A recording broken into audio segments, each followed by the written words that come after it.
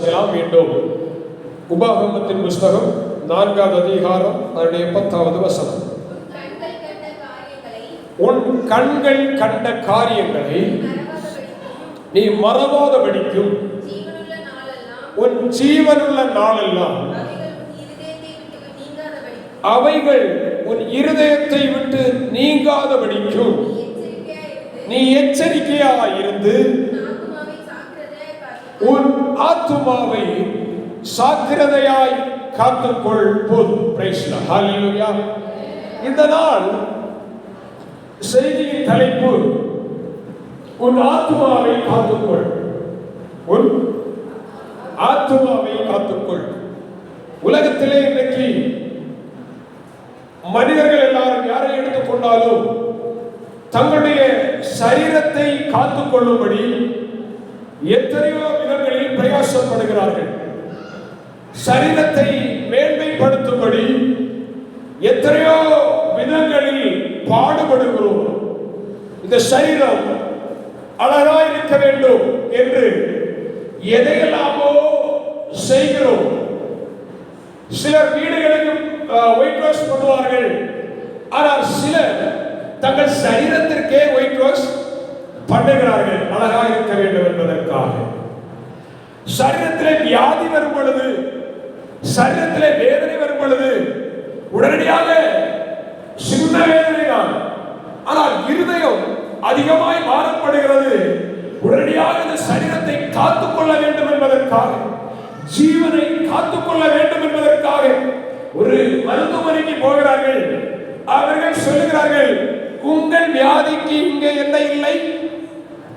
மருத்துவம் இல்லை. கொஞ்சம் உயர்ந்த மருத்துவமனைக்கு கடந்து போங்கள், எங்கே ஸ்பெஷலிஸ்ட் இருக்கிறார்கள் என்று தேடி ஓடி பலரிடத்தில் விசாரித்து சரீரத்தின் ஜீவனை காக்கும்படி பெயர் பெற்ற ஹாஸ்பிட்டல்ஸ் கடந்து போகிறோம். சிலர் ஜீவனை காத்துக் கொள்கிறார்கள், சிலர் ஜீவனை இழந்து போகிறார்கள். எப்படியாகிலும் இந்த சரீரத்திற்காக ஒரு மனுஷன் சரீரத்தை காத்துக் கொள்ளும்படி எவ்வளவோ பிரயாசப்படுகிறார். ஒரு நல்ல ஒரு வாழ்க்கைக்காக எவ்வளவோ பிரயாசப்படுகிறார். தான் நினைத்த படிப்பு வேண்டும். பெற்றோரிடத்தில் பிள்ளைகள் சொல்கிறார்கள், இதுதான் படிப்பேன், இந்த படிப்பு இல்லைன்னா நான் என்ன செய்ய மாட்டேன், படிக்க மாட்டேன். பெற்றோர் சொல்றாங்க, சூழ்நிலை சரியில்லை, கையிலே வாய்ப்பு வசதி இல்லை, பணம் இல்லை, ஏதாவது சிறிய படிப்பு கொஞ்சம் மாத்திக்கோமா, முடியாது.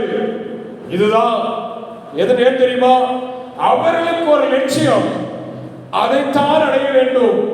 அதை காத்துக் கொள்ளும்படி பெற்றோரிடத்தில் கூட கடுமையாக எதிர்த்திருக்கிறார்கள். அந்த படிப்பை தொடர்ந்து கொள்கிறார்கள். ஹல்லேலூயா. இப்படி வாழ்க்கையிலே தங்களை காத்துக் கொள்ளும்படி மனுஷன் பிரயாசப்படுகிறார். ஆனால் இந்த காலை வேளையில் ஒரு கேள்விகளை பார்த்து கேட்கிறேன். இடத்தில் அமர்ந்திருக்கிற தேவ பிள்ளைகளே, இந்த வார்த்தைகளை கேட்கிற யாராயிருந்தாலும் உங்களுக்கு ஒரு கேள்வி, என்றாகிலும் எப்போதாகிலும் உங்கள் ஆத்துமாவை குறித்து கவலைப்பட்டது உண்டா? உன் ஆத்துமாவை காத்துக்கொள்ள வேண்டும் என்று என்றாகிலும் நினைத்து பார்த்தது உண்டா? கர்த்தருடைய வசனம் இவ்விதமாய் சொல்லுகிறது, தேவ பிள்ளையே, உன் ஆத்துமாவை எப்படி காத்துக்கொள்ள வேண்டும்? ஜாக்கிரதையாய் காத்துக்கொள். இன்னும் பைபிள் சொல்லுகிறது, எல்லா காவலோடும் உன் இருதயத்தை காத்துக்கொள். பிரியமான தேவனுடைய பிள்ளைகளே, உன்னுடைய இருதயம், அந்த இருதயம் தான் ஒரு ஆத்துமா இருக்கிற இடம். அந்த இருதயமாகிய ஆத்துமா சேதப்படாதபடிக்கு அந்த ஆத்துமா தன்னை தந்த தேவனிடத்தில் போய் சேருகிற வரைக்கும் காத்துக் கொள்வது என்பது நம் ஒவ்வொருவர் மேலும் இருந்த கடமை என்பதை மறந்து போகக்கூடாது. ஹல்லேலூயா. ஆண்டவர் ஒவ்வொரு மனிதனுக்கும் அல்லது ஒவ்வொரு ஆத்துமாவுக்கும் நித்தியத்தை வைத்திருக்கிறார். ஹல்லேலூயா. ஸ்தோத்திரம். இப்போது வாழ்கிற இந்த வாழ்க்கை நித்தியம் அல்ல, புரிந்து கொள்ள வேண்டும். இப்போது வாழ்கிற இந்த வாழ்க்கை நித்தியம் அல்ல. ஒரு நாள் பைபிள் ஆரம்பிக்க எழுதப்பட்ட அந்த காலத்தில்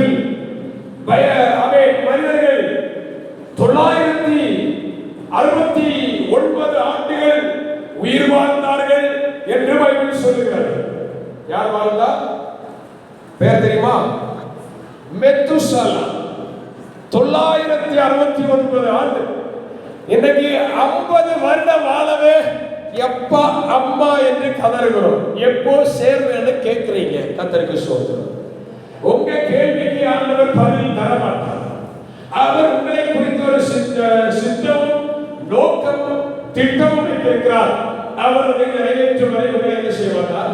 கைவிடவும் மாட்டார். ஹல்லேலூயா, ஸ்தோத்திரம். என்னதான் பாட்டு பேசி சேர்த்திடுவே இயேசுவிடம் என் நீலை பாருதல் பெற்றிடுவே ஆனந்தமா இன்ப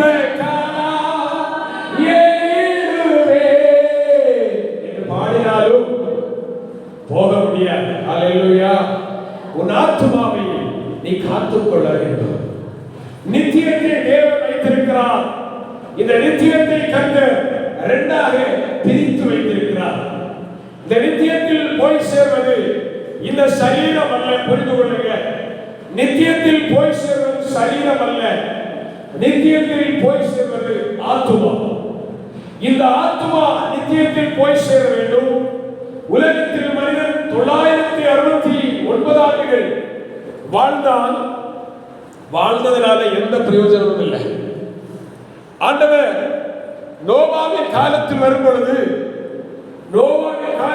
பொழுது பைபிள் எழுதப்பட்ட ஆரம்ப காலத்தில் 969 ஆண்டுகள் வாழ்ந்தவருடைய வாழ்க்கையை கற்று 120 வருடங்களாக குறைத்து போட்டார்.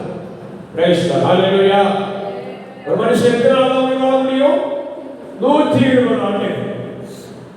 120 ஆண்டுகள் யோசித்து பாருங்க. 969 ஆண்டு வாழ்ந்து வந்த மனுஷன் நோவாவின் காலத்தில் எத்தனை ஆண்டு? 120. அப்படியே அது தாண்டி சங்கீதக்காரனாகிய தாவீதுடைய நாட்கள் வந்த பொழுது அங்கே இன்னும் ஆயுசை குறைத்து போட்டார்கள். 70 வயதிலே குறைத்து போட்டார்கள். பலத்தின் மிகுதியினால் 80. அதுக்கு மிஞ்சினது நான் சொல்ல மாட்டேன். கர்த்தருக்கு ஸ்தோத்திரம். ஹல்லேலூயா, ஹல்லேலூயா. ஆனா 969 இருந்து 120 ஆக குறைக்கப்பட்டு 120 இருந்து 70 80 குறைத்து விட்டு இன்றைக்கு நான் வாழ்கிற இந்த காலகட்டம் 40 அல்லது 50. கர்த்தருக்கு ஸ்தோத்திரம். ஹல்லேலூயா. இந்த 40 தாண்டும் பொழுது ஒரு மனிதனுடைய வாழ்க்கையில் வந்து இருக்கிறது என்னது? கொலஸ்ட்ரால். சுகர். கர்த்தருக்கு ஸ்தோத்திரம். ஹல்லேலூயா. யோசித்து பாருங்க. மனிதனுடைய வாழ்க்கை குறுகிய காலமாக இருக்கிறது. 40 ஆண்டு காலம் வாழ்கிறான். 40 தாண்டும் பொழுது இப்ப நல்லா இருக்கிற வாய்ப்புலைங்க இப்ப போய் அடிப்பாங்க. ஆனா 40 தாண்டும் பொழுது வெளியே யாரும் சொல்ல மாட்டாங்க. ஏன் தெரியுமா? வெட்கத்தை. கர்த்தருக்கு ஸ்தோத்திரம். ஹல்லேலூயா. உள்ள கொலஸ்ட்ரால், உள்ள சுகர், இது என்ன இருக்கு? இப்படி என்னென்னவோ வந்து ஏறுது. அப்ப மனிதனுடைய ஆயுசு நாட்கள் குறுகி போகிறது. ஆனால் ஆத்துமாவின் ஆயுசு நாட்கள் நித்திய காலமாய் காணப்படுகிறது. அந்த நித்தியத்தை செலவழிக்க, உன்னுடைய ஆத்துமாவை நித்தியத்தில் செலவழிக்க நீ எவ்வளவு பிரயாசப்படுகிறார்? ஆண்டவர் சொல்கிறார், சரீரத்தை காக்க ஆண்டவர் சொல்லவில்லை, சரீரத்தை பாதுகாக்க ஆண்டவர் சொல்லவில்லை. வசனம் சொல்கிறது, உன் ஆத்துமாவை ஜாக்கிரதையாய் காத்துக்கொள். ஹல்லேலூயா. நித்தியம் என்பது அழிவில்லாதது. அது பல ஆண்டுகள், வருடக்கணக்காய், ஆயிரக்கணக்காய் நீண்டு கொண்டே இருக்கும். அங்கே அழிவு கிடையாது. ஒரே ஒரு நித்தியம். அந்த நித்தியத்தை ஆண்டவராக இயேசு கிறிஸ்து இரண்டாக பிரித்து வைத்தார்.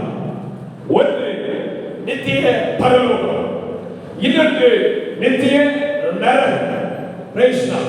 நித்திய நரகத்தில் என்னுடைய ஆத்துமா, இந்த வசனத்தை கேட்கிற சில பிள்ளைகள், உங்கள் ஆத்துமாக்கள் புரிந்து கொள்ளுங்க. பிள்ளைகளுக்கு சேர்த்தே சொல்றேன்.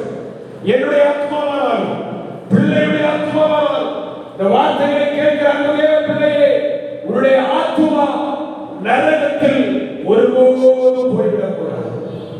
அதற்காக தான் ஆண்டவர் சொல்கிறார்,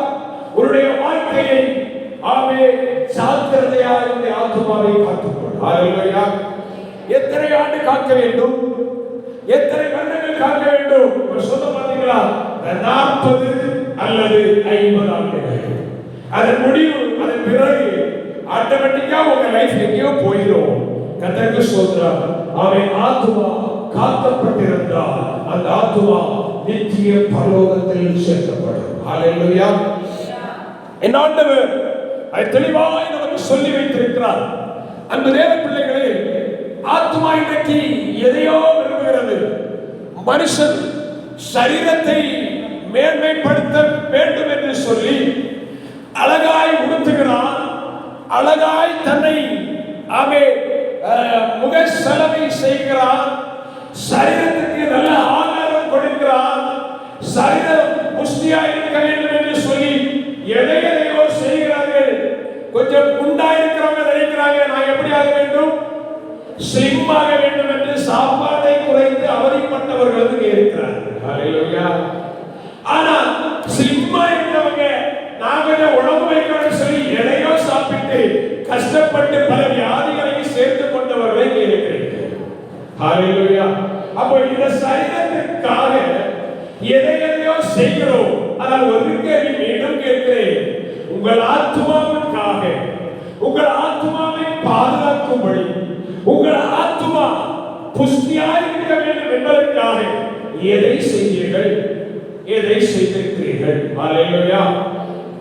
யாக்கோபு நிருபக்காரர் இவ்விதமாய் எழுதி வைத்திருக்கிறார். யாக்கோபு 1ஆம் அதிகாரம் அதில் 27ஆம் வசனத்தில் வாசிக்கும் பொழுது, வாசியுங்கள் எடுத்தவர்கள், யாக்கோபு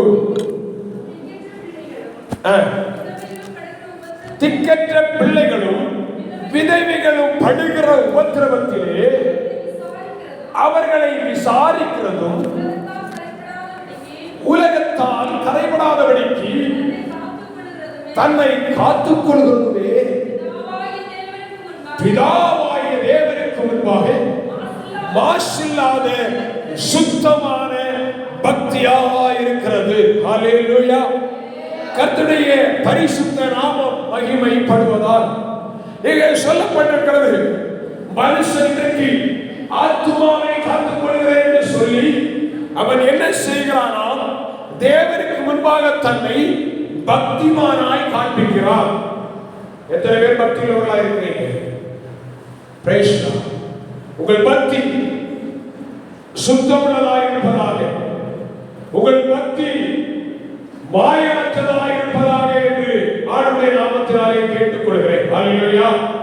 இன்னைக்கு மனிதன் ஏதோ ஒருவரை பிரியப்படுத்தும்படி அழகா கைத்தட்டி பாடுகிறாங்க. Price God. உதடு பாடுது, நாவு பாடுது, ஆனா இருதயமோ எங்கோ அலைந்து கொண்டிருக்கிறது. இது பக்தி அல்ல. இது உன்னுடைய ஆத்துமாவை பாதுகாக்காத தேவ பிள்ளையே. இத்தனை ஆண்டுகள் ஒருவேளை இன்றைக்கு வயது அவன் பேசினார் 5 இருக்கலாம், இன்றைக்கு வயது 10 இருக்கலாம், 20 இருக்கலாம், 28 இருக்கலாம். ஆனால் பேசினார் அவன் 40 இருக்கலாம், 60 இருக்கலாம், அதற்கு ஒருவேளை மிஞ்சினவர்கள் கூட இங்கே இருக்கலாம். ஆனால் பிரைஸ்லார்ட், வசனத்தின்படி சொல்லுகிறேன், இத்தனை ஆண்டுகள் வாழ்ந்து ஒரு நாள் கூட உங்கள் ஆத்துமாவை குறித்து கவலையற்றவர்களாக இருந்திருப்பீர்களானால் இன்றைக்கு ஆண்டவர் சொல்லுகிறார், உங்கள் ஆத்துமாவை காத்துக் கொள்ளுங்கள். ஹalleluya. ஆத்துமா காக்கப்படட்டும். பக்தி என்பது ஆத்துமா காக்கப்பட வேண்டுமானால் சரியாய் ஜெபம் பண்ணுங்க, சரியாய் தேவனை நோக்கி பாருங்க, சரியாய் பைபிள் வாசிங்க, சரியாய் தேவனுக்கு பிரியமாய் வாழ்ந்து கொள்ளுங்கள். இந்த ஆத்துமா அழிவில்லாதது, அது நிச்சயமானது. இந்த ஆத்துமா பரிசுத்தமாய் காக்கப்பட வேண்டும். தேவனை ஆராதிக்கிறேன் என்று சொல்லி பேரளவில் ஆராதித்து விட்டு, பேரளவில் கர்த்தரை துதித்து விட்டு, உன்னுடைய இதயத்திலே அந்தரங்கத்திலே பரிசுத்தம் இல்லாமல் தேவனுக்கு பிரியமில்லாத ஒரு காரியத்தை நீ செய்து கொண்டிருப்பாயானால் வசனம் சொல்லுகிறது, உன்னுடைய பக்தி வீணாயிருக்கும். ஹalleluya. வெள்ளை ட்ரெஸ் போட்டதனால நீ பரிசுத்தமா அல்ல. வெள்ளை ட்ரெஸ் போட்டதனால ஆத்துமாவை நீ காத்துக்கொள்ள முடியாது. ஒரு ட்ரெஸ் நல்லா இருக்கட்டும், பரவாயில்லை, இருதயம் சுத்தமாக இருக்கட்டும். ஹல்லேலூயா. ஆண்டவர் பரிசேயரை குறித்து விதமாய் சொல்கிறார். அந்த பரிசேயரை குறித்து ஏன் சொன்னார் தெரியுமா? அந்த பரிசேயருக்கு தெரியாத வசனங்கள் இல்லை, பரிசேயருக்கு தெரியாத நியாயப்பிரமாணம் இல்லை, பரிசேயருக்கு தெரியாத ஜெபங்கள் இல்லை. எல்லா பரிசேயருக்கு தெரியும். எந்த இடத்திலும் நியாயாசனத்தில் எழுந்திருந்து பேசவும் தெரியும். ஆனால் இருதயமோ சடங்காச்சாரம் பாரம்பரியத்தினால் நிரம்பி கிடந்தது. கர்த்தர் அவர்களை பார்த்து சொல்கிறார், வெளியில வெள்ளை சட்டை, வெள்ளை வேஷ்டி, வெள்ளை சிப்பா, வெள்ளை பேண்டு, வெள்ளை சேரி கொடுத்துக்கிட்டு இருந்தாலும் ஆமென், தேவ பிள்ளை ஆண்டவர் சொல்கிறார், ஆமென், வெள்ளை அடிக்கப்பட்ட கல்லறைகளே. ஹல்லேலூயா. கல்லறை பார்த்திருப்பீங்க, வெளியில அழகா கிரானைட் கல்லெல்லாம் போட்டு கிரானைட் கல் பதித்து பார்க்கிறதுக்கு அழகா இருக்கும், மேல உட்கார்ந்து தூங்குறதுக்கும் அழகா இருக்கும். ஸ்தோத்திரம். ஹல்லேலூயா. ஆமென். நல்ல தூக்கம் வரும். Praise God. எங்க கல்லறைகளுக்கு மேல உட்கார்ந்து படுத்து தூங்கினா நல்ல தூக்கம் வரும். Praise God. ஆனா நான் இப்படி கேட்கிறேன், அந்த கல்லறையை திறந்து எத்தனை பேர் உள்ள போய் தூங்குவீங்க? மேல படுத்து தூங்க நல்லா இருக்கு, நல்லா கூலா இருக்கு. அந்த கல்லறை கொஞ்சம் திறந்து எத்தனை பேர் உள்ள போய் தூங்குவீங்க? முடியாதே, மனம் அனுமதிக்கிறதே. Price God. ஏன்? உள்ளே நாற்றம் வீசிக் கொண்டிருக்கிறது, உள்ளே அலங்கோலமாய் கிடக்கிறது. ஆமென். எனக்கன்பான தேவ பிள்ளைகளே, உடைய ஆத்துமாவை ஆமென், நீதிமொழிகள் 4ஆம் அதிகாரம் 23ஆவது வசனம் விதமாய் சொல்லுகிறது. வாசியுங்கள். எல்லா காவலோடும் உன் இருதயத்தை காத்துக்கொள், அதினின்று ஜீவ ஊற்று புறப்படும். ஹல்லேலூயா. எனக்கன்பான தேவ பிள்ளைகளே, இந்த காலை வேளையில் மறுபடியும் சொல்கிறேன், உங்கள் ஆத்துமா காக்கப்பட வேண்டும், பரிசுத்தமாக்கப்பட வேண்டும், தேவனுக்கு பிரியமானதாய் காணப்பட வேண்டும். ஆமென். இன்னும் சொல்லுகிறேன், ஆண்டவருடைய வசனம் வார்த்தை இவ்விதமாய் சொல்லுகிறது. பக்தி நல்லதா இருக்கு, சபையில ஆராதனைக்கு ஜெபிக்கிற ஜெபம் நல்லா இருக்கு. ஆமென். ஜெபம் என்றால் முழங்கால் போட்டு கையை தூக்கி ஜெபிக்கிற ஜெபம் நல்லதா இருக்கு. ஆமென். பாடுகிற பாடல் நல்லா இருக்கு, குரல் நல்லா இருக்கு, ராகம் நல்லா இருக்கு. ஆனா வசனம் சொல்லுகிறது, நாவை அடக்காதவன் தன் ஆத்துமாவை இழந்து போகிறான். ஹல்லேலூயா. தேவ பிள்ளைகள் நாவை அடக்க வேண்டும். வாசித்த அதே நிருபத்திலே யாக்கோபு நிருபம் 1ஆம் அதிகாரம் 26ஆவது வசனத்தை நினைக்கிறேன், வாசிக்க பார்க்கலாம். உங்களில் ஒருவர் தன் நாவை அடக்காமல் இருதயத்தை வச்சிட்டு தன்னை தேவ பக்தியுள்ளவர் என்று எண்ணினார், அவருடைய தேவ பக்தி வீணாயிருக்கும். ஹல்லேலூயா. ஆத்துமா செத்து போகும். எப்போ? உங்களில் ஒருவர் வார்த்தை கேட்கிற தேவ பிள்ளை தன்னுடைய நாவை அடக்காமல் இருப்பவனால், ஓ பிரைஸ் காட், வாயை திறந்தால் மழை திறந்த வெள்ளம் போல வார்த்தைகள் பீரிட்டு வருகிறது. நாம் யார் என்பதை மறந்து போகிறோம், நாம் யார் என்பதை இழந்து போகிறோம், சுயநிலை வச்சு போகிறோம், எதையோ பேசுகிறோம். ஆண்டவர் சொல்லுகிறார், உன் ஆத்துமா காக்கப்பட வேண்டுமானால் உன் நாவை காத்துக்கொள். ஹல்லேலூயா. உங்களில் ஒருவர் யாராயிருந்து கொள்ளுங்கள். ஸ்தோத்திரம். சின்ன பிள்ளைகளுக்கு சொல்றேன், வாலிப பிள்ளைகளுக்கு சேர்த்து சொல்லுகிறேன், உங்கள் நாவை எல்லா காவலோடும் காத்துக் கொள்ளுங்கள்.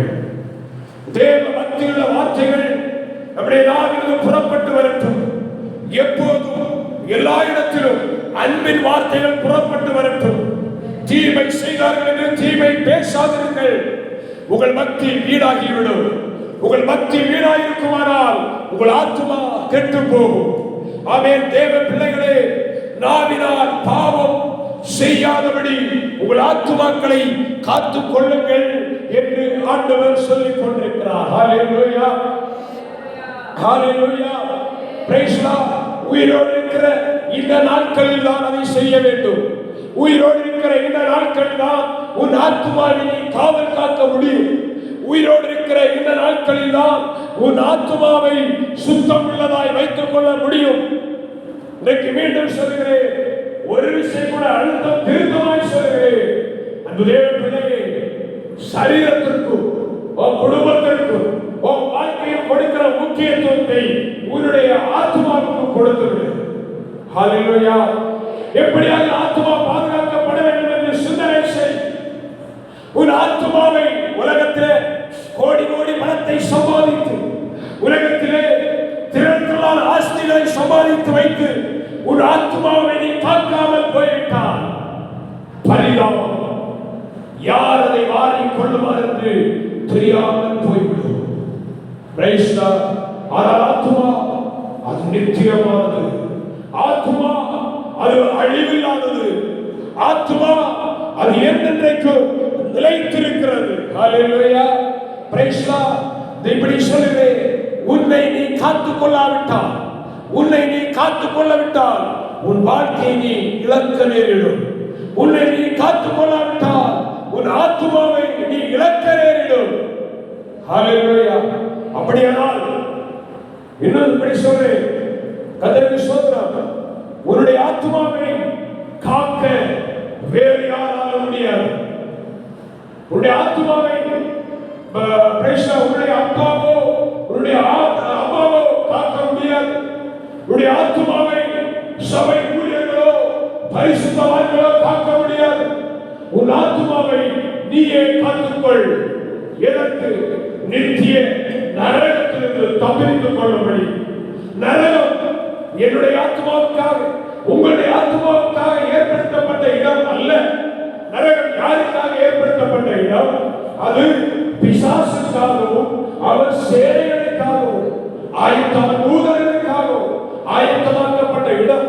அந்த இடத்திலே அன்பு தேவ பிள்ளைகளே, உன்னுடைய ஆத்மா போகாதபடிக்கு இன்றைக்கு கிடைத்த இந்த நாளில் உன் ஆத்மாவை சுத்தமாய் பரிசுத்தமாய் காத்துக்கொள்ள நீ எழும். ஹல்லேலூயா.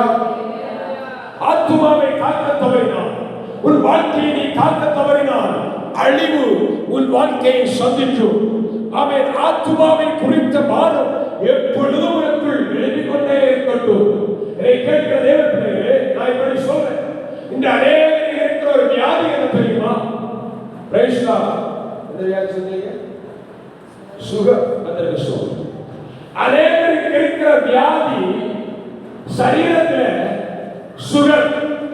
இந்த வியாதி உள்ளவர்கள் நாட்கள் போக போக, காலம் போக போக, எத்தனை குண்டா இருந்தாலும் ஆட்டோமேட்டிக்கா நாட்கள் போக போக எப்படி ஆயிடுவாங்க? ஸ்லிம் ஆயிடுவாங்க, ஒல்லி ஆயிடுவாங்க. அந்த வியாதி சரீரத்திற்குள்ளே இருந்து கொண்டு அந்த மனிதரை அழித்துக் கொண்டே இருக்கிறது. சுகர் நீங்கும்படி என்ன செய்கிறான்? மருத்துவமனைக்கு போய் மருந்து எடுக்கிறான். மருந்தோடு சேர்த்து இன்னும் சில வியாதியை சரீரத்தை வாங்கிக் கொள்ளுகிறான், சேர்த்துக் கொள்ளுகிறான். ஆகவே இது சரீரத்தில். அநேகருடைய வாழ்க்கையிலே ஆத்மாவில் இருக்கிற வியாதி சொல்லா கவலைப்பட மாட்டீங்க. கதையை சொல்றோம். நம்முடைய ஆத்மாவில் இருக்கிற வியாதி என்ன தெரியுமா? அது சுகரும் இல்லை, கொலஸ்ட்ராலும் இல்லை, அது பிரஷரும் இல்லை. அந்த வியாதி என்ன தெரியுமா? சுட்டி காட்டுகிற ஒரு வியாதி. புரியல? சொல்றேன், கர்த்தருக்கு சொல்றேன். வசனம் சொல்லுகிறது, ஓ தேவ மனிதனே, நீ உன்னுடைய கண்ணிலே ஊத்திரத்தை வைத்துக் கொண்டு அடுத்தவன் கண்ணை பார்த்து அழகா திறந்து காட்டு. உன் கண்ணில் என்ன இருக்கு? துரும்பு இருக்கிற, அதை எடுத்து போட்டட்டும் என்று சொல்லுகிறார். ஆமென். ஹல்லேலூயா. Praise god. அநேகருடைய வாழ்க்கையிலே இன்றில்ல, ஆதி நாட்களிலிருந்து சபைகளில் கர்த்தரை ஆராதிக்கிற பிள்ளைகளுடைய வாழ்க்கையில் இருக்கிற வியாதி இதுதான்.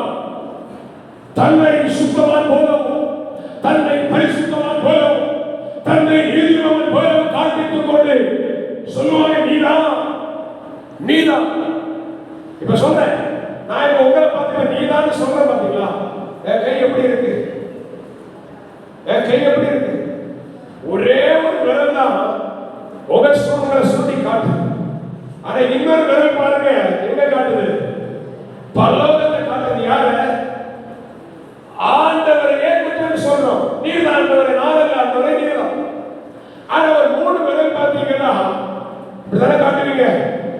நீ பேசுறதா, நீ செய்யறதா, அந்த 3 விரல் யாரை காட்டுது?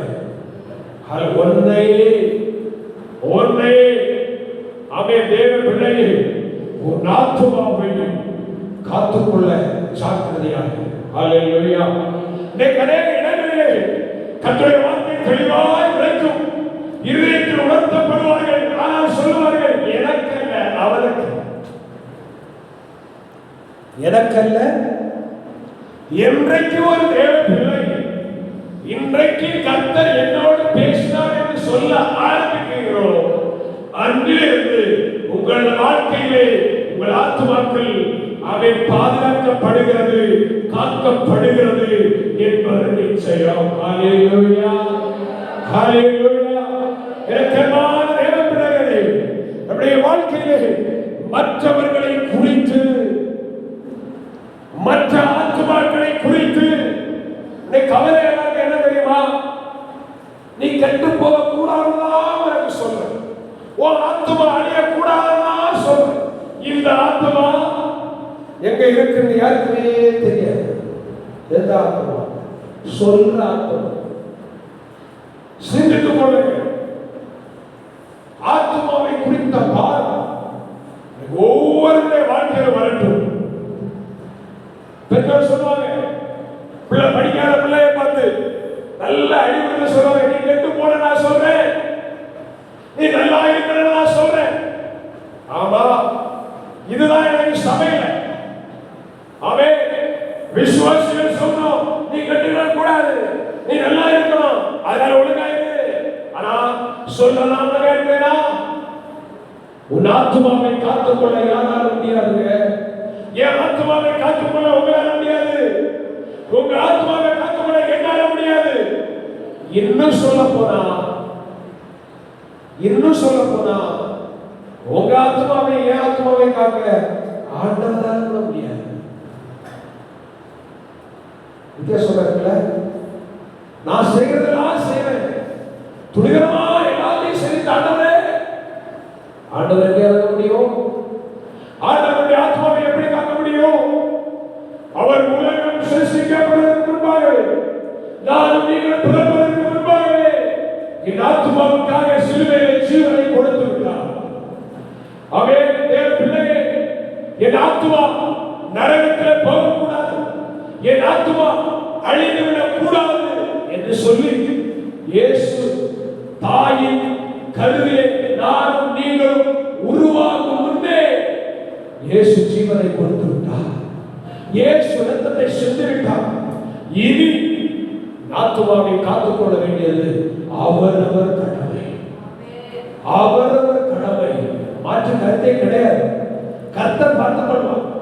கடைசி நேரம் மனம் திரும்பிடுவேன், சாக போகிற நாளைக்கு நான் திரும்பிடுவேன், உனக்கு வாய்ப்பு கிடைக்காதுமா? கிடைக்காது. இன்றே ரட்சணை நாள், இன்றே அனுக்கிரக காலம். இன்றைக்கு உன் வாழ்க்கையை ஆண்டவர் கையில ஒப்புக்கொடு. உன் ஆத்துமாவை இன்றைக்கு உன் ஆண்டவர் கையில ஒப்புக்கொடு. உனக்காய் ஜீவன் கொடுக்கிற வருவா ஸ்தோத்திரம். இன்றைக்கு உன் ஆத்துமாவை கையில ஒப்புக் கொடுப்பாயா? உலக அழகி கிளியோபட்ரா சொல்லியிருப்பேன் நினைக்கிறேன். கர்த்தருக்கு ஸ்தோத்திரம். அநேக முறை சுவிசேஷம் அறிவிக்கப்பட்டவர்கள் எல்லாத்தையும் கேட்டார், எல்லாத்தையும் நன்றாய் கேட்டார், வார்த்தையை கேட்டார், வசனத்தை கேட்டார்.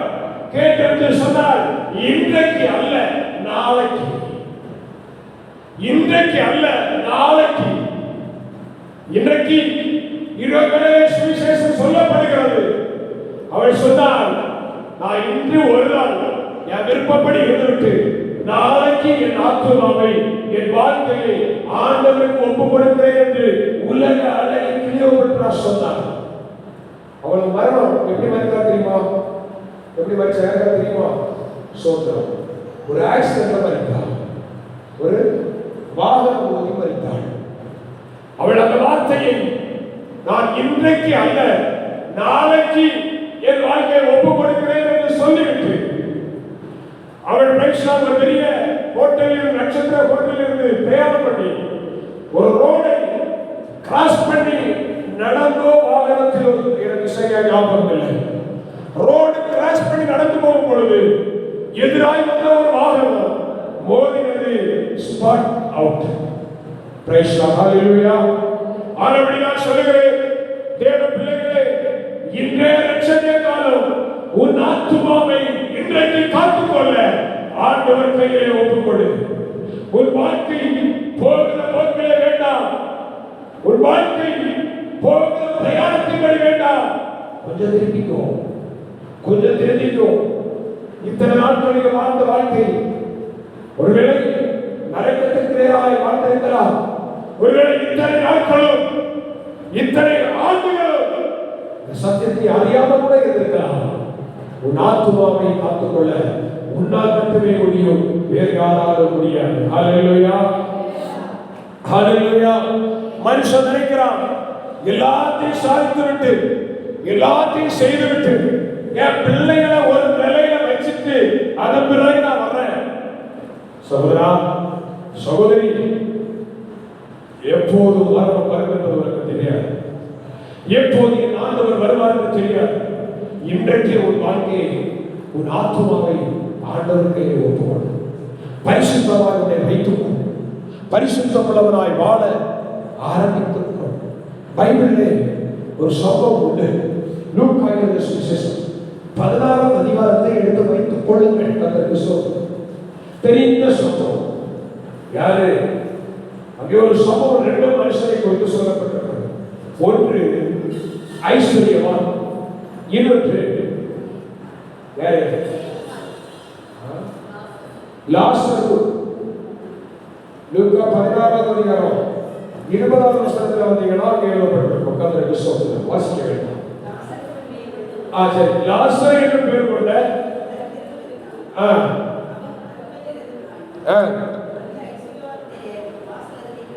ஐஸ்வர்யவானுடைய வாசல் அருகே இருந்து அவருடைய மேஜையில் இருந்ததை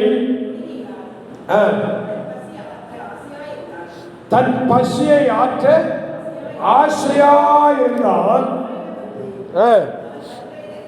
நாய்கள் வந்து அவன் பருக்களை நக்கிற்று. இங்க 2 மனுஷன். ஒருத்தர் யாரு? ஐஸ்வர்யம். இன்னொருத்தர் யாரு? லாசரு என்கிற ஏழை மனிதன். கர்த்தருக்கு ஸ்தோத்திரம். ஐஸ்வர்யவானாகிய அந்த மனிதனுக்கு பெயர் சொல்லப்படவில்லை. ஆனால் அவருடைய வாழ்க்கையிலே எல்லாம் இருந்தது. கர்த்தருக்கு ஸ்தோத்திரம். அவருடைய குறித்து விதமாய் சொல்லுகிறது, இரத்தாம்பரத்தை உடுத்திக் கொண்டிருந்தான். இரத்தாம்பரத்தை உடுத்திக் கொண்டிருந்தான். விலையேற பெற்ற வஸ்திரம் தரித்திருந்தான். அனுதினமும் சம்பிரமாய் சாப்பிட்டான். ஹalleluya, ஹalleluya. இப்போ ஆமென். கர்த்தருக்கு ஸ்தோத்திரம். எல்லா நாளும் 3 வேளையும் பசி அறியாமல் சாப்பிடுற பிள்ளைகள் என்ன சார்? அப்படிதானே? எத்தனை பேர் இன்னைக்கு இந்த நாட்கள்ல பசியா இருக்கிறீங்க? வீட்டில் சாப்பாடு இல்லாத பசியா இருக்கிறீங்க. எல்லாரும் கர்த்தர் சாப்பாடு ஆகாரம் தந்திருக்கிறார். இந்த ஐஸ்வர்யம் சம்பிரமாய் சாப்பிட்டான், திருப்தியாய் வாழ்ந்தார். ஹalleluya. இப்படி வாழ்ந்த ஐஸ்வர்யவானுக்கு கொடுக்கப்பட்ட இடம் என்ன தெரியுமா? இரத்தாம்பரத்தை உடுத்தி, அழகான வஸ்திரங்களை உடுத்தி, அவன் ஆடை ஆபரணம் தரித்து அழகாய் வாழ்கிற பிள்ளைகளை குறித்து பைபிள் சொல்கிறது, புழுக்களே உடைய படுக்கை. என்னது? புழுக்கள். எங்க? நரகத்தில். எதுக்கு? சரீரத்துக்கு இல்ல, ஆத்மாவுக்கு. இன்னைக்கு சந்தோஷமா இருக்குல்ல? உலக நடிகைகள் போடுற மாதிரி ஆட உடுத்திட்டு போகும்போது எவ்வளவு சந்தோஷமா இருக்கு. ஹalleluya, ஆமென். வசனம் சொல்கிறது, தேவ பிள்ளையே, இந்த உலகத்துல ஆடம்பரம், உலகத்துல சுகம், உலகத்துல நல்ல சாப்பாடு, சோதரம். வசனம் சொல்லுகிறது, புழுக்களே ஒரு படுக்கை. நரகத்துல அங்க ஒரு மத்த வச்சிருக்க, மத்த இல்லைன்னா சிலருக்கு என்ன வராது? சோதரம், தூக்கம் வராது. கர்த்தருக்கு ஸ்தோத்திரம். இன்னைக்கு சிலருக்கு சூடு, ஃபேன் காய்ச்சலனா அப்பா விஷத்தை கொண்டு. கர்த்தருக்கு ஸ்தோத்திரம். நரகம் என்ன தெரியுமா? ஓ ஆத்மாவை நீ காக்காமல் விட்டு விட்டால்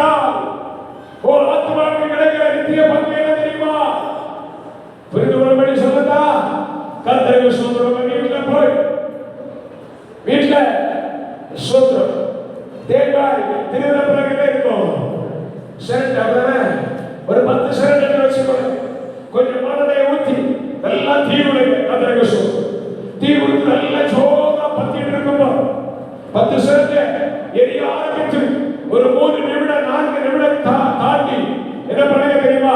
அந்த 10 சிரட்டை எரிந்து கொண்டிருக்கும் போது ஏறி அது மேல கொஞ்சம் நெல்லுங்க. அப்ப தெரியும் நரகத்துக்கு வேதனை. சோதனை அப்ப தெரியும் நரகத்துக்கு வேதனை. இந்த உலகத்தில் ஆத்மாவை காக்காமல் போறோம். யாரா இருந்தாலும் சொல்லப்படுகிறதே அக்கினியும் கந்தலும் எரிந்து கொண்டிருக்கும். அங்கே புழுக்கையே படுகை எங்க ஃபேன் இல்லாம உட்கார முடியல. நரகத்துக்கு போனா யார் வீசுகிறதோ யோசித்து பாருங்க. ஓ பிரைஸ் லார்ட், எத்தனை கொடூரமான வேதனை. வீட்டுல கட்டில் இல்லைன்னா உனக்கு வர தரையில படுத்தா இடம்ப முடியவில்லை காலையில. அங்க படுக்கை என்ன தெரியுமா? புழுக்களே உன் படுக்கை பைபிள் சொல்லுகிறது. வேண்டாம் பிரியமானவர்களே, அந்த இடத்தை விட்டு சுத்திக்கவே வேண்டாம். இன்றைக்கு உடைய ஆத்துமாவை எல்லா காவலோடு காத்துக் கொள்ளுங்கள். சோதரம் ஐஸ்வர்யவான் அவன் மரித்தான், லாசருவும் மரித்தான். லாசருக்கு ஆகாரம் இல்லை. பைபிள் சொல்லுகிறது, அவன் மேஜையிலிருந்து விழுகிற அந்த எச்சிகளை எடுத்து சாப்பிட 4 பருக்க கிடைக்காதான் ஆசையா இருந்தான். அந்த ஆசை நிறைவேற்றியோ இல்லையோ, 2 மனுஷன் சொன்ன பாத்தீங்களா? நீங்க எவ்வளவு செழிப்பா வாழ்ந்தாலும், எவ்வளவு ஆடம்பரமா வாழ்ந்தாலும், அவன் ஒரு நாள் மறிக்கணும். ஒரு நாள் பிச்சைக்காரனா இருந்தாலும், ஏழையா இருந்தாலும் அவனும் மறிக்கணும். ஆனால் 2 ஆத்மாவுக்கும் மரணம் இல்லை. உலகத்துல செல்வ செழிப்பா வாழ்ந்த ஆத்மாவுக்கும் மரணம் இல்லை. அவன் உலகத்துல கஷ்டப்பட்ட ஆத்மாவுக்கும் மரணம் இல்லை. 2 ஆத்மாவும் வாழ்கிற வாழ்க்கை உலகத்துல சம்பிரயமாய் வாழ்ந்த ஐஸ்வர்யமாய் ஆத்மா நரகத்தில் பாதாளத்தில் போய்விட்டது. எங்க? பாதாளத்தில் தள்ளப்பட்டது. இப்ப பாதாளத்தில் அவருடைய ஆத்மா தள்ளப்பட்டது. ஆனால் லாசருவின் ஆத்மாவோ தேவதூதர்களால் கைகளில் ஏற்றப்பட்டு ஆபிரகாமின் மடி என்று சொல்லப்படுகிற பரதீசையில் வைக்கப்பட்டது. ஹல்லேலூயா. இங்கே அழுகிறான் ஐஸ்வர்யவான். உலகத்தில் இருக்கிற நாட்களில் கவலையே இல்லை. இந்த வயத்துக்கு என்ன இல்லை? கவலை இல்லை. வயத்துக்கு கஷ்டம் இல்லை. வயத்துக்கு பாடு இல்லை. இந்த மணி அடிச்சா சாப்பாடு. ஹல்லேலூயா. ஸ்தோத்திரம். ஆமென். யோசித்து பாருங்க, ஒரு மனுஷன் ஒரு ஆயுசு காலத்துல எத்தனை டன் அரிசி அவன் சாப்பிட்டு தீங்கிறான். வீட்டுல போய் கணக்கு போட்டு பாருங்க. ஒரு நேரம் 100 அரிசி சாப்பிடுவீங்களா? சமையல் பண்ணி ஆமே சோதரம் இல்ல 50 நேரம் சாப்பிடுவீங்களா? உங்க ஆயுசு நாட்கள் 50 வருஷம் தான். 3 நேரம் டோட்டல் பண்ணி இன்னும் பண்ணி பாருங்க. ஒரு மனுஷன் தன் ஆயுசு நாட்கள் எத்தனை டன்னா தீர்க்கிறான். கர்த்தருக்கு ஸ்தோத்திரம். இவ்வளவு சாப்பிட்டு திருப்தி அடைந்த ஒரு மனிதனுடைய ஆத்துமா நரகத்திலே போகுமானால் அவன் சொல்லுகிறான், ஆபிரகாமை பார்த்து சொல்லுகிறார், ஆபிரகாமே, நான் நரகத்தில் கொடிய வேதனைப்படுகிறேன். எனக்கு தாகமாயிருக்கிறது, என் நாவு வறகிறது.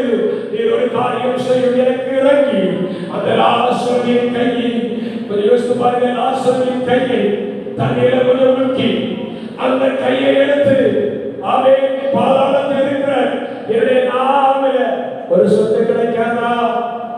ஒரு நாள் வரக்கூடாது நமக்கு. அப்படின்னா இன்றைக்கு கிடைத்த இந்த நாட்களில் ஆத்துமாவை குறித்த பாரம் நமக்குள் வரட்டும். ஒரு ஆத்துமாவை ஜாக்கிரதையாக காத்துக்கொள்ள பழகிக் கொள்ளுங்கள், கற்றுக்கொள்ளுங்கள். ஆத்துமாவை ஜாக்கிரதையாக காத்துக் கொள்ளுங்கள். ஹல்லேலூயா, ஹல்லேலூயா. உலகத்தில் வாழலாம், சந்தோஷமா இருங்க, மகிழ்ச்சியா இருங்க, எந்த தடையும் இல்லை. ஆனால் இந்த மத்தியிலே ஆத்துமாவை காத்துக் கொள்ளுங்கள். ஹல்லேலூயா. மனுஷன் நினைக்கிற ஒரு ஊழியக்காரர் இவ்விதமாய் சொன்ன ஒரு சம்பவத்தை கூட உங்களுக்கு புரிந்து கொள்ளும்படி இன்னும் விளக்கி சொல்லுகிறேன். ஓ தேவன் பிள்ளையே, மனுஷன் இந்த சரீரத்திற்காக உலக வாழ்க்கைக்காக எவ்வளவோ பிரயாசப்படுகிறார். ஸ்தோத்திரம். ஹalleluya. ஆமென். praise God. ஆமென். இங்க இருக்கிற தம்பி பிள்ளை ஜஸ்டின் எத்தனை கிளாஸ் படிக்கிற? 1ஆம் கிளாஸ். கர்த்தருக்கு ஸ்தோத்திரம். ஹalleluya. எத்தனை கிளாஸ்? 1ஆம் கிளாஸ்.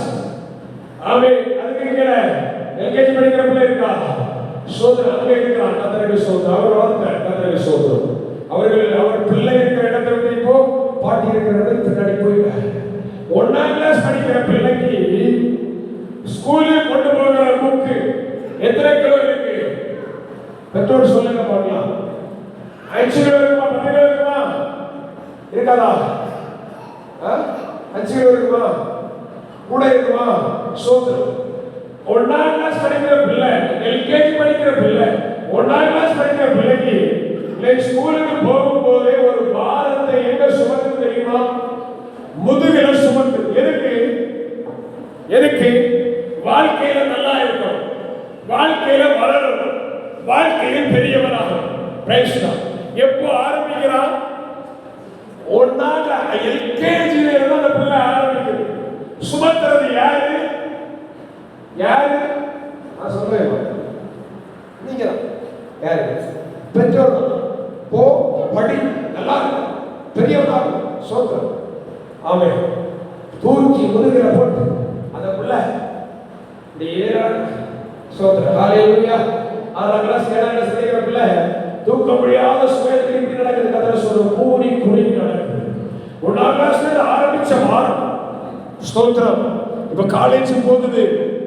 வாழ்க்கையில பிரேஷனா 10ஆம் கிளாஸ் போகும்போது நினைக்கிறாங்க அந்த பிள்ளை எப்படியாவது படித்து பிளஸ் 2ல விரும்புகிற குரூப் எடுக்கணும், விரும்புகிற பாடம் எடுக்கணும். பிரயாசம், உழைப்பு. இப்ப பிளஸ் 2 முடிச்சாச்சு.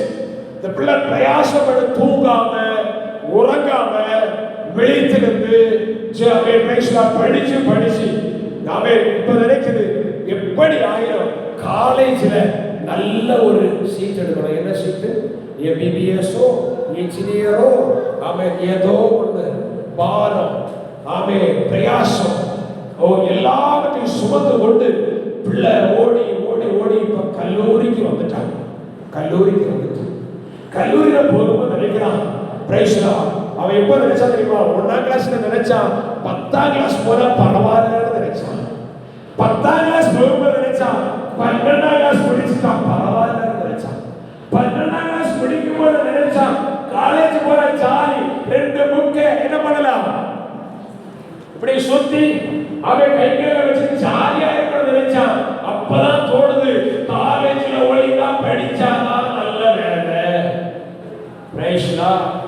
இப்ப ஓடுறான், அவன் படிக்கிறான், பிரயாசப்படுகிறான், மண்டை முட்டி முட்டி படிக்கிறான். எப்படியோ ஒரு வேலை கிடைச்சு,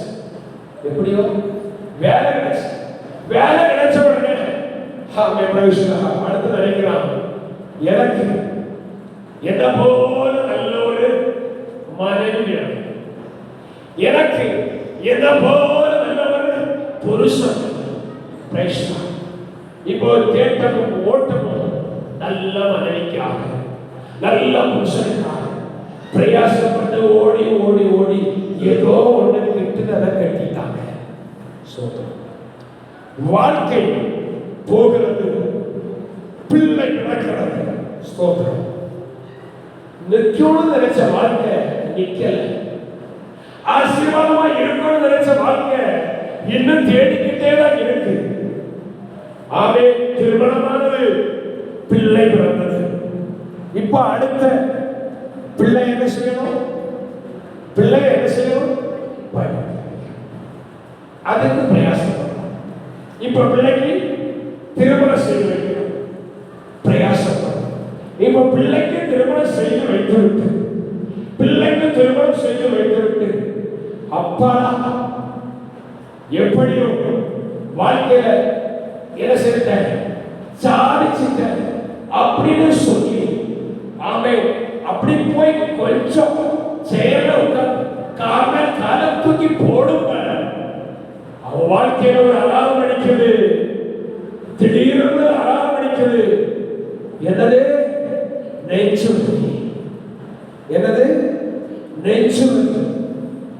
ஆம்பளை ஆம்புலன்ஸ் வருகிறது, தூக்குகிறாங்க, பேர் கேட்ட ஹாஸ்பிட்டல் கொண்டு வர்றாங்க, மருத்துவர்கள் சொல்லுகிறாங்க ஹார்ட் அட்டாக்.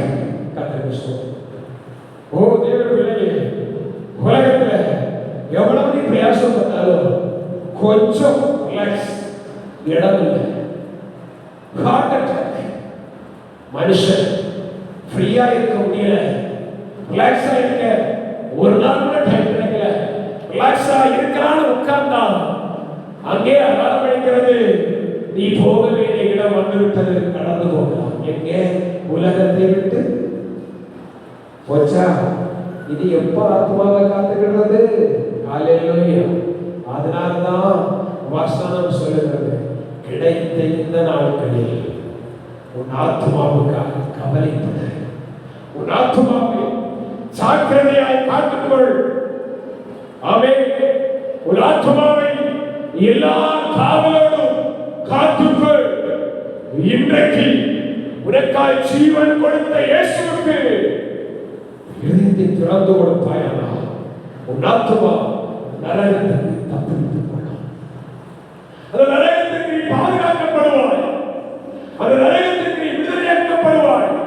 தேவ பிள்ளையே, உலகத்தில் நீ நல்லா சாப்பிடலாம், நல்லா அலங்கரிக்கலாம், நல்லபடி வாழலாம், நல்ல வேலை தேடலாம், நல்ல பதவியில இருக்கலாம், உனக்கு கீழே 10 பேரை வச்சு நீ ஆர்டர் போடலாம்.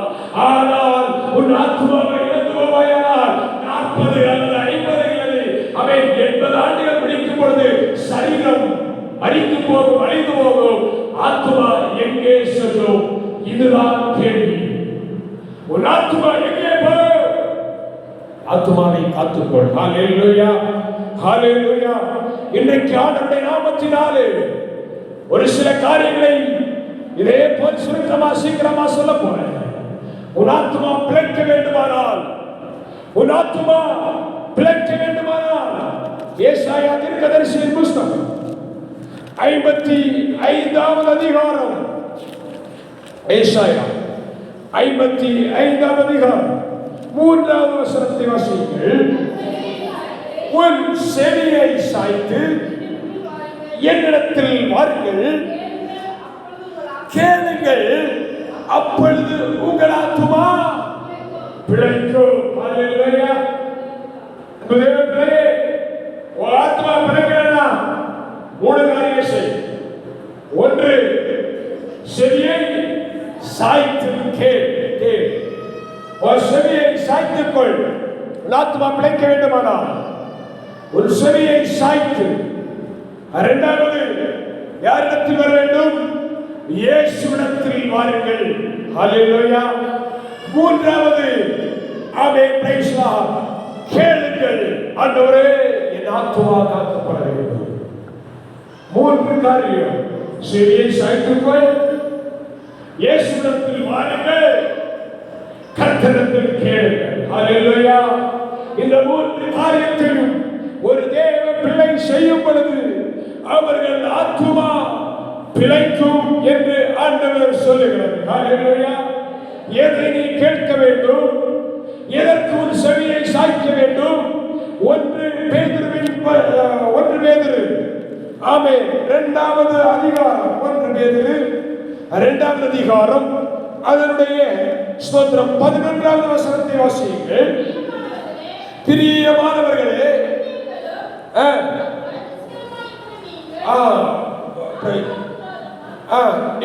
அந்நியர்களும் பரதேசிகளுமா இருக்கிற நீங்கள்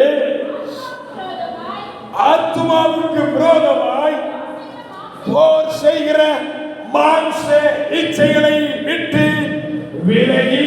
ஹல்லேலூயா. மனசு சொல்லுது, எல்லாரும் பரப்பஸ் போடு, எல்லாரும் போல தரிசிப்பு, எல்லாரும் போல சமுதாயத்தில் வாழு. எது சொல்லுது? மாம்சம் சொல்லுது. ஆனால் வசனம் சொல்லுகிறது, உன்னுடைய ஆத்மா பிழைக்க வேண்டுமானால் மாம்ச இச்சையை விட்டுவிடு. மாம்ச இச்சை எவைகளை செய்யும்? ஆமென். அதே அதிகாரத்தின் 2வது வசனத்தை வாசியுங்கள். சகல துர்க்குணத்தையும் சகலவித கபடத்தையும் வஞ்சகங்களையும் பொறாமைகளையும் சகலவித புறங்கூறுதலையும் ஒழித்துவிட்டு நீங்கள் மறுபடி புதிதாய் பிறந்த குழந்தைகளைப் போல வசனமாகிய கலங்கமில்லாத ஞானப்பாலை ஆமென் ஹல்லேலூயா ஸ்தோத்திரம். அப்ப தேவ பிள்ளைகள் இன்னைக்கு ஆமென். இனி நான் ஒன்று சொல்றேன், கேட்கிறேன். இருக்கிற யாராவது ஆத்மாவை குறித்து எங்களுக்கு சொல்லவே யாராவது சொல்ல முடியுமா? சொல்ல முடியுமா? Praise God. அன்பு சகோதரிகளை புதுசா வந்திருக்காங்க. ஏதோ கர்த்தர் ஒரு ஆத்மாவுக்கும் ஆத்மாவை குறித்து சொல்லிக் கொடுத்திருப்பார். ஹல்லேலூயா. வாலிப பிள்ளைங்க சொல்ல முடியாது, உங்க விருப்பம் போல வாழலாம். ஆமென். ஆண்டவருடைய வசனம் சொல்லுகிறது, உங்கள் ஆத்மா பிழைக்க வேண்டுமானால் மாம்ச இச்சைகளை விட்டு விலகணும். ஏது மாம்ச இச்சை? துர்க்குணம், சகலவித கபடம், வஞ்சகம், பொறாமை, புறங்கூறுதல், இவைகளை ஒழித்து விடுங்கள். ஹல்லேலூயா. ஒழித்துவிட்டு எப்படி மாறணுமா? புதிதாய் பிறந்த இங்க இருக்கிற சில குழந்தைகள் பின்னாடி இருக்கு, அம்மா கிட்ட உட்கார்ந்து இருக்காங்க பாருங்க. இந்த குழந்தைகளுக்கு எதுவுமே தெரியாது. கர்த்தருக்கு ஸ்தோத்திரம். இன்னைக்கு அடி கொடுத்தாலும் அடுத்த நிமிஷம் அம்மா தான் வரும். கர்த்தருக்கு ஸ்தோத்திரம். ஏன்னா அது என்ன இல்லை? கபடம் இல்லை. கர்த்தருக்கு ஸ்தோத்திரம். இது போல சபையிலே இந்த வார்த்தைகளை கேட்கிற தேவ பிள்ளைகள் ஆமென். Price God. கர்த்தருக்கு ஸ்தோத்திரம். கபடம் இல்லாதவர்களாய் மாறுவீர்களாக உங்கள் ஆத்துமாக்கள் பிழைக்கும் என்று ஆண்டவர் சொல்லுகிறார். ஹல்லேலூயா. இப்போ பிரைஸ் காட். பிழைக்கிற இந்த ஆத்துமாவுக்கு இளைப்பாறுதல் கிடைக்க வேண்டுமானால் என்ன செய்ய வேண்டும்? கர்த்தருக்கு ஸ்தோத்திரம். ஆமென். இளைப்பாறுதல் வேண்டுமானால் இன்னைக்கு உலகத்திலே மனிதன் பல பாடுகளை பட்டு, நான் முதல்ல சொன்ன மாட்டீங்களா, 1ஆம் கிளாஸிலிருந்து ஆரம்பிக்கிற ஓட்டமும் உழைப்பும், ஏதோ ஒரு காரியத்தை சாதித்து விட்டு இனி கொஞ்சம் ரிலாக்ஸ் எடுக்கலாம் உட்காரும் பொழுது இறங்கி போகலாம். எங்கே? ஆமென். உங்க வாழ்க்கை பிரயாணத்தை விட்டு இறங்கி போகலாம் என்று சொல்லக்கூடிய அலாரம் பெல் அடிக்கிறது. ஆமென். இந்த ஆத்துமா இளைப்பாறுதலை கண்டுகொள்ள வேண்டுமானால் எரேமியா தீர்க்கதரிசியின் புத்தகம் 16வது அதிகாரம். கர்த்தருக்கு ஸ்தோத்திரம். எரேமியா ஆமென் 6வது அதிகாரம். எரேமியா 6வது அதிகாரம் 16வது வசனத்தை வாசிக்கலாம். 16. வழிகளிலே நின்று பூர்வ பாதைகள் எவைகள் என்று கேட்டு விசாரித்து நல்ல வழி எங்கே என்று பார்த்து அதிலே நடவுங்கள். அப்பொழுது உங்கள் ஆத்மாவுக்கு இளைப்பாறுதல் கிடைக்கும். ஹல்லேலூயா. எப்படியெல்லாமோ போராடி, எப்படியெல்லாமோ யுத்தம் பண்ணி சாதித்து விட்டேன் என்று நினைக்கிற தேவ பிள்ளைகள், இளைப்பாறுதல் உங்கள் ஆத்மாவுக்கு வேண்டுமானால் செய்ய வேண்டிய காரியம் 4. ஸ்தோத்திரம். ஹல்லேலூயா. உங்கள் ஆத்மா ஆமென் ஸ்தோத்திரம் பிழைக்க வேண்டுமானால் செய்ய வேண்டிய காரியம் 3. உங்கள் ஆத்மா இளைப்பாறுதலை பெற்றுக்கொள்ள வேண்டுமானால் செய்ய வேண்டிய காரியம் 4. கர்த்தருக்கு ஸ்தோத்திரம். அது என்ன? வழிகளிலே நிற்க வேண்டும். எந்த வழி? நீங்கள் போகிற இந்த பாதையிலே கொஞ்சம் இழப்பட்டு நில்லு. கொஞ்சம் நில்லு.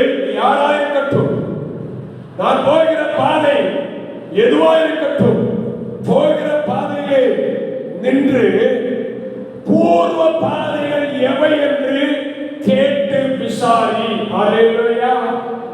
அவன் நல்ல பாதை எது? போகிறது நின்று கொண்டு அந்த பகுதியில் இருக்கிறத கேள். இந்த பாதையில் போனால் இந்த பாதை எங்கே போகும்? இந்த பாதையின் முடிவு என்ன? கேட்டு விசாரித்து அவன் 3வது காரியம் அவன் கர்த்தருக்கு ஸ்தோத்திரம் அங்கே சொல்லப்பட்டிருக்கிறது, நல்ல வழி எங்கே என்று பார். ஹல்லேலூயா. நல்ல வழி எங்கே என்று பார். கர்த்தருக்கு ஸ்தோத்திரம். பார்த்து விட்டு அதிலே நட. ஹல்லேலூயா. ரோட்ல எழுதி வச்சிருப்பாங்க, ரோடு கிராஸ் பண்ணும்போது நில், கவனி, செல். ஹalleluya. இதுதான் ஆவிக்குரிய வாழ்க்கைக்கு நீ போகிற பிரயாணத்தை கொஞ்சம் நெல்லு. நீ போகிற பிரயாணத்தில் உன் ஆத்மாவை குறித்து உன் வாழ்க்கையை கொண்டு கவனி. நீ போகிற பிரயாணத்தில் உன் ஆத்மாவை குறித்து சிந்தித்து விட்டு இப்பொழுது கடந்து செல். அங்கே ஆமென். ஒரு பாதை எங்கே போகிறது? பரலோகத்துக்கு நேராய் போகிறது. ஒரு பாதை நரகத்துக்கு நேராய் போகிறது. எந்த பாதையில் போக ஆயத்தமாகிறீர்கள்? ஹalleluya, ஹalleluya. Price God. கர்த்தருக்கு ஸ்தோத்திரம். ஆமென். ஒரு மனுஷன் நரகத்துக்கு போக வேண்டுமானா ஆமென் ரொம்ப சுலபம், ரொம்ப சுலபம். அவன் போகிற வழி எதுன்னு தெரியாம நீங்க என்ன பண்ணிட்டு இருக்க? போய்கிட்டே முடிவு பாதாளம், முடிவு பாதாளம். Praise God. ஆனா போகிற வழியிலே நிற்கிற நீ இன்னும் சொல்லுகிறது, வசனம் சொல்லுகிறது, ஒரு பரிசுத்த ஆவிக்கு விரோதமாய் பேசினான். அவன் எங்க போவானா? அவருடைய பாவம் என்ன செய்யப்படாதா? மன்னிக்கப்படாது. என்ன செய்தாலும் மன்னிப்பு. பரிசுத்த ஆவிக்கு விரோதமா பேசுறது சிலர் சொல்லுவாங்க, ஆமா அவங்க அப்பதான் பேசுவாங்க. அவங்க வேலை அது பேசிட்டு போயிட்டே இருப்பாங்க. நம்ம பாடம் பார்ப்போம். யாருக்கு விரோதமா பேசுறீங்க?